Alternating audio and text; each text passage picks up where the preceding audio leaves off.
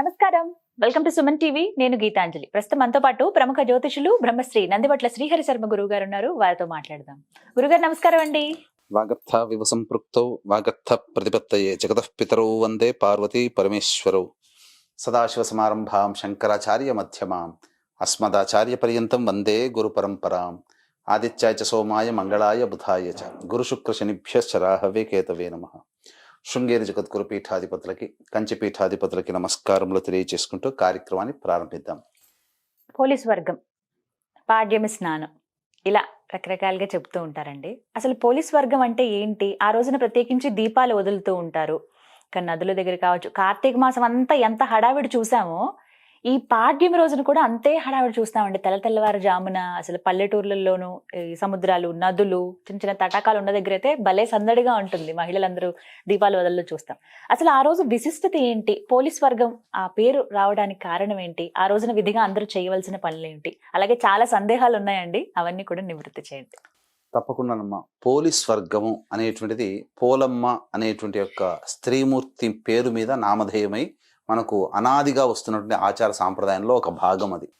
అంటే ఇక్కడ నెల రోజుల పాటు ఎన్ని కష్టములు వచ్చినా కష్టములన్నిటినీ కూడా భరిస్తూ కష్టములని దాటుకొని శివారాధనలో ఎక్కడ కూడా ఎసుమంత కూడా భక్తిని తగ్గకుండా ఆ శివారాధన చేసి ఈశ్వరుడే మెచ్చేటువంటి విధంగా ఆమె చాటుకున్నటువంటి భక్తికి అనుగుణంగా ఆమెకు పొందిన ప్రతిఫలమే పోలీస్ వర్గం. అనగా ఈ నెల రోజుల పాటు అమావాస్య, కార్తీక శుద్ధ పాడ్యం నుంచి అమావాస్య వరకు కూడా ఈశ్వరుని చాలా భక్తి ప్రపత్తులతో కొలిచి అలవాట్లో భాగంగా మళ్ళీ తెల్లవారి అనగా మార్గశిర శుద్ధ పాడ్యమి రోజున కూడా అదే విధమైనటువంటి భక్తితో కార్తీక మాసం అయింది అయిపోయిందే అనేటువంటి ఆలోచన లేకుండా మళ్ళీ అదే విధమైన భక్తితో పాడ్యమి రోజున కూడా చేసినటువంటి విధానాన్ని చూసినటువంటి దేవతలు ఆమెకి ఈ స్వర్గ విమానాన్ని పంపడం జరిగింది. ఆ విధంగా స్వర్గానికి వెళ్ళేటువంటి రోజున ఆ పాడ్యమి అవ్వడం, వెళ్ళినటువంటి రోజున దాన్ని పోలీస్ వర్గంగా అనగా ఏంటి ఇక్కడ మనం ఏం నేర్చుకోవాలి అదే నేను చెప్పబోతున్నాను. మీరే అడిగారమ్మా, చాలా మంచి క్వశ్చన్ అడిగారు. ఎందుకనంటే ఇక్కడ స్వర్గము నరకం అంటే ఎక్కడో లేవమ్మా, మన భూలోకంలోనే ఉన్నాయి. మనము మంచి చేస్తే మనకు మంచి జరుగుతుంది, చెడు చేస్తే మనకు చెడు జరుగుతుంది. కానీ ఈ ప్రస్తుత కాలంలో కలియుగ ప్రమాణాన్ని అనుసరించి మంచి వాళ్ళకి కష్టాలు ఉన్నాయి, చెడు వాళ్ళకి సుఖాలు ఉన్నాయి. కానీ మంచికి కష్టము, చెడుకి సుఖము తాత్కాలికం. కానీ శాశ్వతమైంది మాత్రం మంచికి ఎప్పుడు సుఖము, చెడుకి ఎప్పుడు దుఃఖమే. ఇక స్వీట్ తినేటప్పుడు చాలా తీయగా ఆనందంగా శరీరానికి బాగుంటుంది, కానీ ఎక్కువగా తింటే శరీరం పాడైపోతుంది. అట్లా కాబట్టి ఈమె యొక్క కథ ద్వారా మనం తెలుసుకోదలిచినటువంటిది ఏంటనంటే ఈశ్వరుణ్ణి, అమ్మవారిని భక్తి ప్రపత్తులతో లేదా ఏ దేవుణ్ణైనా కానీ భక్తి ప్రపత్తులతో కొలిచినట్లయితే ఆ దేవతానుగ్రహం కొంగు బంగారమై మనకున్నటువంటి సమస్యని, స్వర్గం అంటే సంతోషము, సుఖంగా ఉండడం. అంటే ఈమె కథ ద్వారా మనము ఆ శివానుగ్రహం కలగడం ద్వారా మనకు సుఖ సంతోషాదులు కలుగుతాయి అని చెప్పి తెలుసుకోవాలి. అంటే నిష్కల్మషంగా స్వామిని పూజించి చేసుకోవాలి యథాశక్తిగా. అక్కడ మీరు గమనించుకున్నారో లేదో, ఆ పోలమ్మ కథలో ఎక్కడా కూడా ఆడంబరంగా చేసిన పూజలు లేవు. జస్ట్ మజ్జిగ కవ్వానికి అంటుకున్నటువంటి వెన్నని తీసి ఇంటిలో పెరుగుతున్నటువంటి పత్తి వృక్షానికి సంబంధించిన పత్తిని తీసి తడిపి ఎంత మేర తడుపుతుందో అంతే మేర భక్తితో ఆ ఈశ్వరునికి దీపారాధన చేసింది.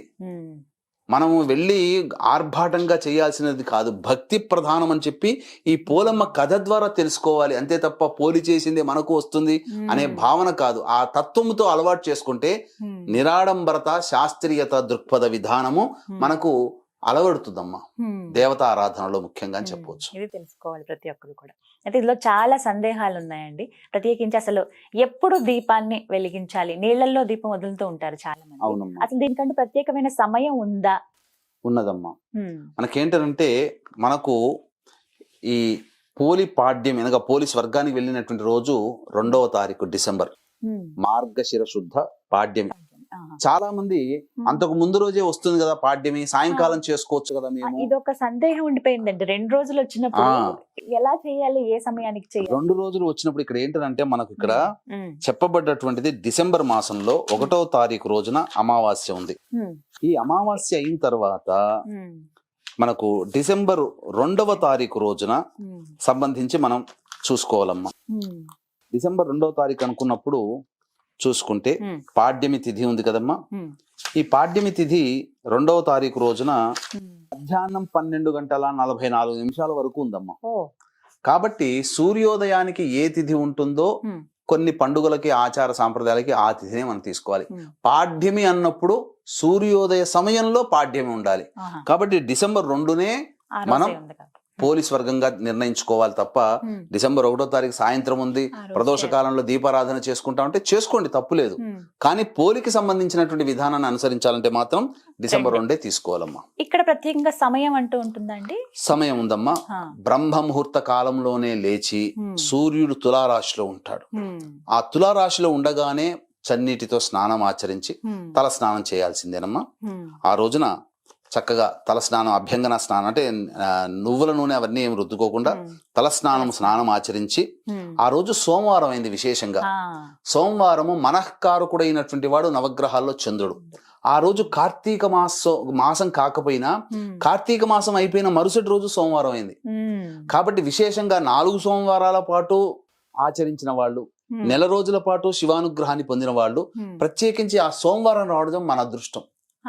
ఎందుకనంటే పూజ చేసుకునే ఆఖరి రోజు సోమవారం అవ్వడం. కాబట్టి ఆ సోమవారం రోజున చంద్రహోర ఉంటుంది. 6:18 నుంచి 7:18 వరకు. ఆ చంద్రహోరలోనే చక్కగా దీపారాధన చెయ్యాలి. ఏ విధంగా చెయ్యాలి అని అనుకున్నప్పుడు ఎలా చెయ్యాలి? చాలా మంది నదీ స్నానం అనగా పొద్దునే నదీ స్నానం ఆచరించి 6:18 నుంచి 7:18 ఈ పోలమ్మ కథని గనక చదువుకుంటూ ఆ సమయంలో అరటి డొప్పల్లో కానీ నిమ్మ డొప్పలలో కానీ దీపారాధన చేయవచ్చు. కాకపోతే ఇక్కడ దీపారాధన చేసేటువంటి విధానం కూడా కొంత ఉంటుందమ్మా.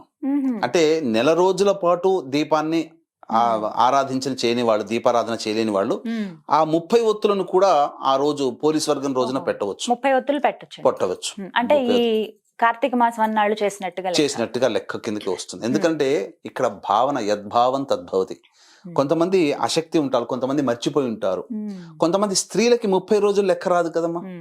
ఇప్పుడు మీకు ఒక మాసంలో వాళ్ళకి ఋతుక్రమం వచ్చినప్పుడు ఆటంకం వస్తుంది, 4 రోజులు పోతాయి. 5వ రోజు మాత్రమే దేవతారాధనకి పనికి వస్తారు, శరీరం పనికి వస్తుంది. కాబట్టి ఆ 4 రోజులు మైనస్ అయిపోయింది, 30 రోజులు చేసుకోలేకపోయామే అని బాధపడుతుంటారు కదా. అందుకని 30 ఒత్తుల దీపారాధన ఈ పోలీస్ వర్గం రోజున చేస్తే కార్తీక మాసం నెల రోజుల పాటు దీపారాధన చేసిన పుణ్య ఫలితం మనకు దక్కుతుంది. ఆ విధంగా 6:18 నుంచి 7:18 అరటి డొప్పల్లో కానీ నిమ్మ డొప్పలలో కానీ లేకపోతే మనకు మామూలుగా బయట కొన్ని దొరుకుతాయమ్మా, ఈ డొప్పలు లాంటివి దొరుకుతాయి. అందులో కూడా ఆవు నేతితో దీపారాధన విశేషం. మనకు ఈ అరటి డొప్పలు డొప్పలు తయారు చేస్తారు.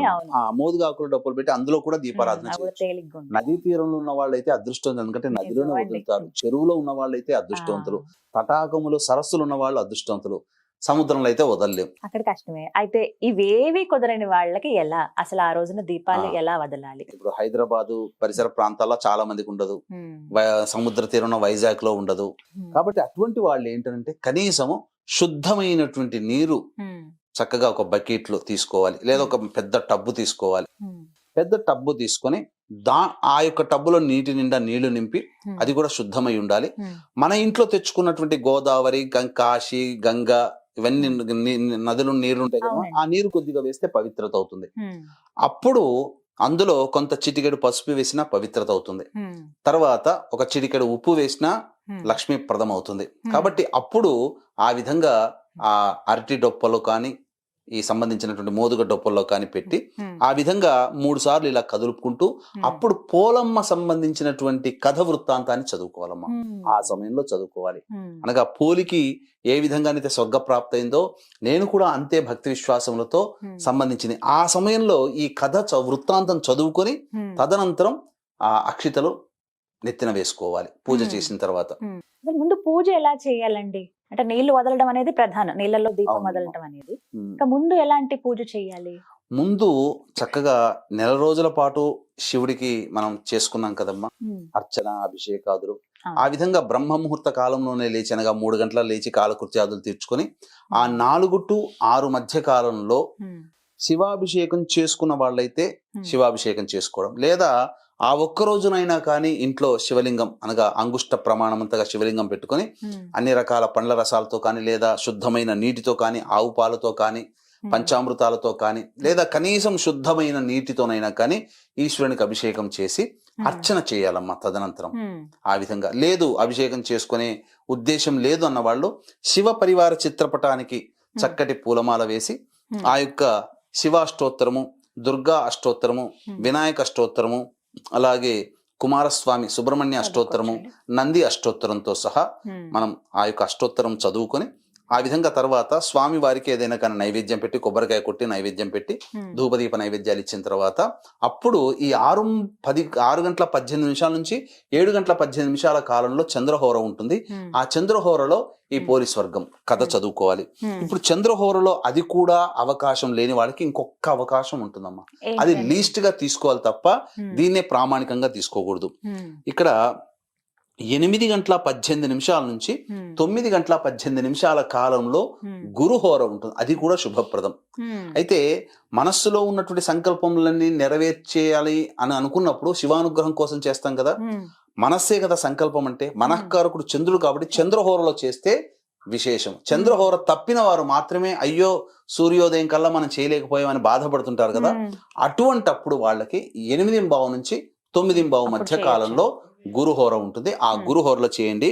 తర్వాత 7 గంటల 18 నిమిషాల నుంచి 8 గంటల 18 నిమిషాల మధ్య కాలంలో శనిహోర ఉంటుంది. చేయకూడదు. దీపం వెలిగించకూడదు. 8 గంటల 18 నుంచి 9 గంటల 18 మధ్య కాలంలో గురుహోర ఉంటుంది. ఆ గురుహోరలో చేసిన విశేషమైన ఫలితం ఉంటుంది.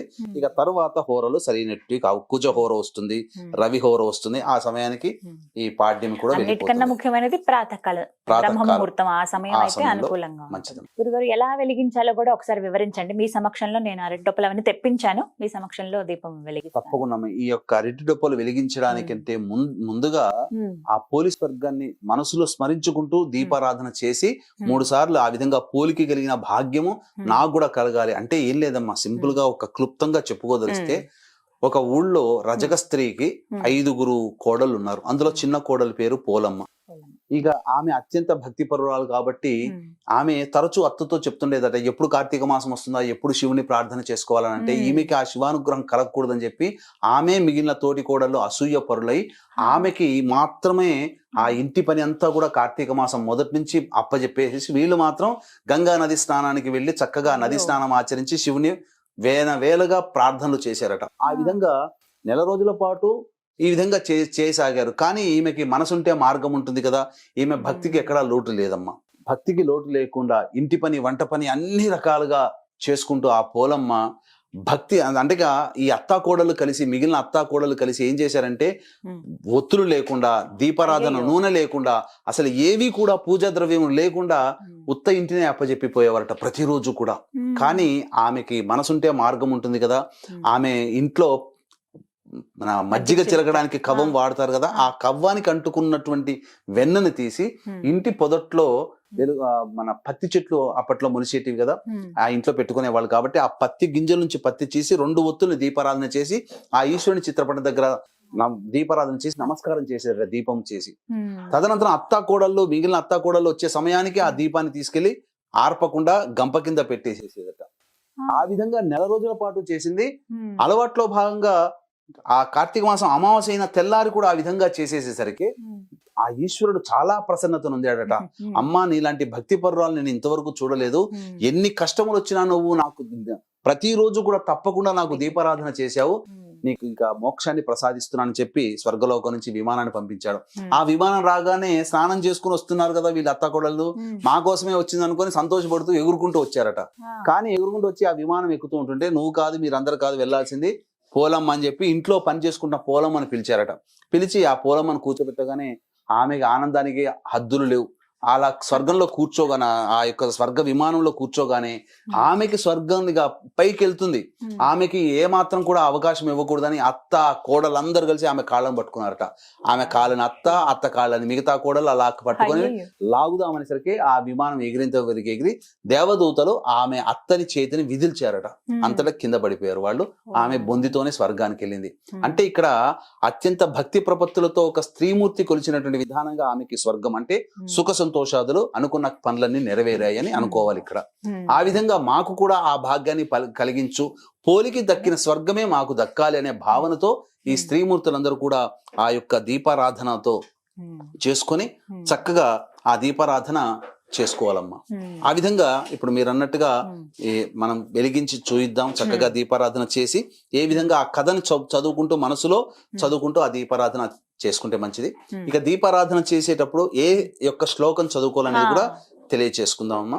వీక్షించేటువంటి ప్రేక్షకులకి గమనిక, ఈ యొక్క పోలీస్ స్వర్గము పొందినటువంటి డిసెంబర్ 2వ తారీఖు రోజున గోకర్ణ క్షేత్రంలో జాతకరీత్యా కలుగు విద్య, వివాహ, ఉద్యోగ, దాంపత్య, సంతాన, అనారోగ్య సమస్యలకి మరియు వృషభ, మిథున, కర్కాటక, సింహ, తుల, వృశ్చిక, మకర, కుంభమీన రాశిలో జన్మించిన వారికి శనిదోష పరిహారార్థమై సర్వదోష నివారణ పూజలు, హోమాలు పర్ హెడ్ 1500 రూపాయలకి చేయించడం జరుగుతుంది. అవకాశం ఉన్న వాళ్ళు కార్యక్రమ తదనంతరం కాంటాక్ట్ చేసి మీ గోత్రనామాలు నమోదు చేసుకోవచ్చు.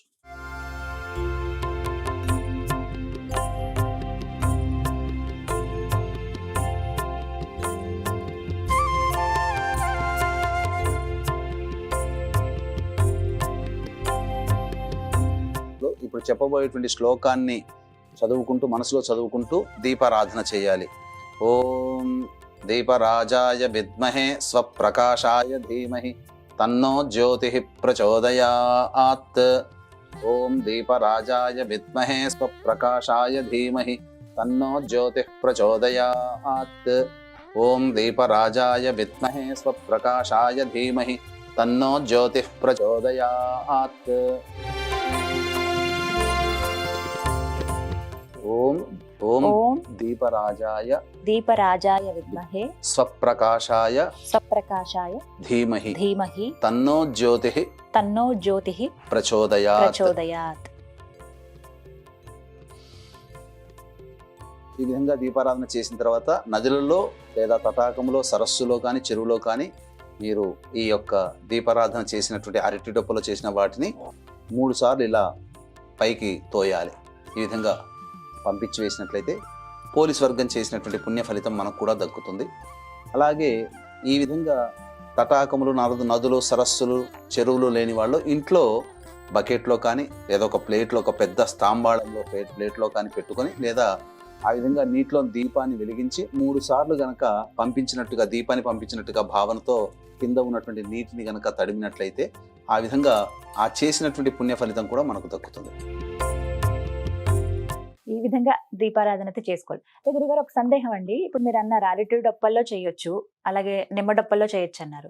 కొంతమంది నేను గమనించాను కొబ్బరి చిప్పలు కూడా అందులో చేస్తూ ఉన్నారు. అసలు అలా చేయొచ్చా అండి? కొబ్బరి చిప్పలు చేస్తే మునిగిపోతాయి కదమ్మా. మునిగిపోకుండా కొబ్బరి తీసేసిన చిప్పల్లో చేస్తున్నారు. కొబ్బరి తీసేసిన చిప్పలో చేస్తున్నారా? కొబ్బరి తీసేసిన చిప్పల్లోకి చేసినా శ్రేష్టమే.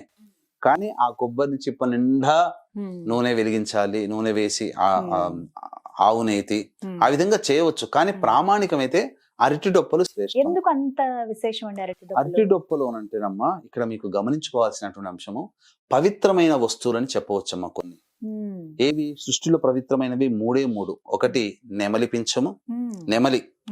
2 అరటి, 3 కొబ్బరికాయ. ఎందుకనంటే అరటి అనేటువంటిది బీజము లేకుండా పుడుతుంది. పిలకలతోనే ఆ యొక్క వృక్షాలు పెరుగుతాయి, అరటి వృక్షాలు, అరటి చెట్లు. ఇక నెమలి సంపర్కం లేకుండా పురుష నెమలి యొక్క కంటి గుడ్డు నుంచి, పులుసు నుంచి తీసుకొని స్త్రీ నెమలి గర్భం దాల్చుతుంది. ఇక 3వది కొబ్బరి నీళ్లు.